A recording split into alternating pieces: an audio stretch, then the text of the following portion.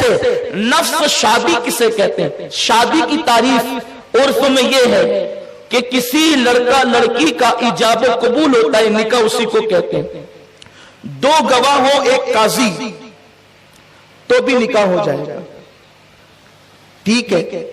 لیکن کبھی ہم میں سے کوئی ایسا نہیں کرتا کہ دو گواہ ہو، ایک قاضی، دولہا دلہن، بلکہ قاضی کی بھی ضرورت نہیں ہے۔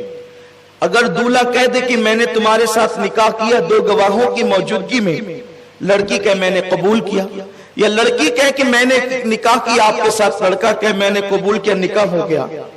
خطبہ پڑھنا سنت ہے، نہ فرض ہے نہ واجب، یعنی اگر خطبہ نہ بھی پڑھا جائے تو بھی نکاح مسئلے کے اعتبار سے ہو جاتا ہے، لیکن پڑھنا چاہیے کیونکہ میرے آقا کی سنت ہے۔ اس کو ترک کرنا برا ہے، نہیں کر سکتے، بلکہ اگر پورا خطبہ کوئی نہ پڑھے، الحمدللہ نحمدہ ونستعینہ، وہ جو سنتے ہیں، صرف خطبے کی نیت سے کوئی الحمدللہ رب العالمین بھی کہہ دے، خطبہ ہو گیا۔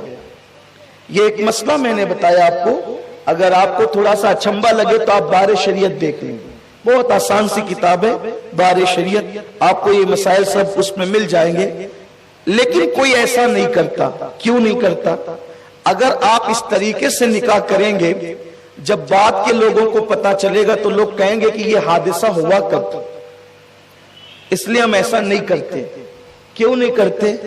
اس لیے کہ یہ ایک اچھی چیز نہیں ہے، یہ تہذیب کے بھی خلاف ہے، تمدن کے بھی خلاف ہے، شرافت کے بھی خلاف ہے۔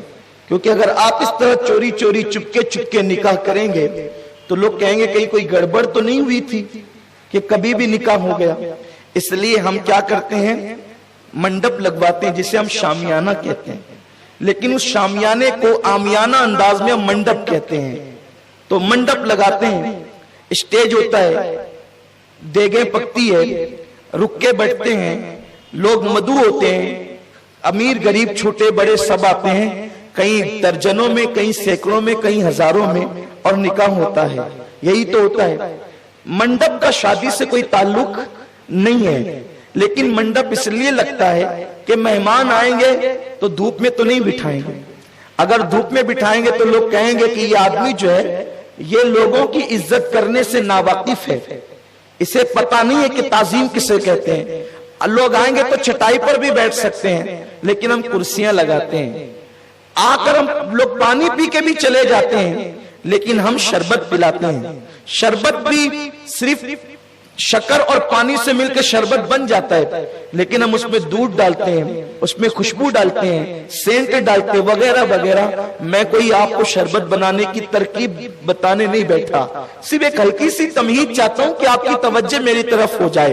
یہ سب اس لیے ہوتا ہے، حالانکہ نکاح سے اس کا کوئی تعلق نہیں ہے، نہ شربت کا، نہ منڈپ کا، نہ دیگ کا، نہ کھانے کا، نہ کرسی کا، کوئی تعلق نہیں ہے۔ اگر اس سے ہٹ کر بھی آپ کریں تو بھی نکاح ہو جائے، ٹاٹ پٹی پہ بیٹھے تو بھی ہو جائے، شربت نہ ہو تو بھی ہو جائے، منڈپ نہ ہو تو بھی ہو جائے، لیکن آپ آنے والے مہمان کی عزت کی خاطر اچھے سے اچھا انتظام کرتے ہیں تاکہ آنے والے کو پتا چلے کہ جس کے گھر کی شادی میں جا رہے ہیں وہ کوئی فٹیچر یا جاہل نہیں ہے، مہمانوں کی قدر جانتا ہے، مہمانوں کا احترام جانتا ہے، مہمانوں کی تکریم جانتا ہے۔ اور حضور علیہ السلام کا فرمان ہے جو اللہ اور یوم آخرت پہ ایمان رکھتا ہو وہ مہمان کی تکریم اور تعظیم کرے۔ خدا کی قسم یہ نہ فرض ہے نہ واجب، اللہ اکبر، لیکن تکریم مہمان کا حکم ہے، اس لیے سب کچھ کرتے ہیں۔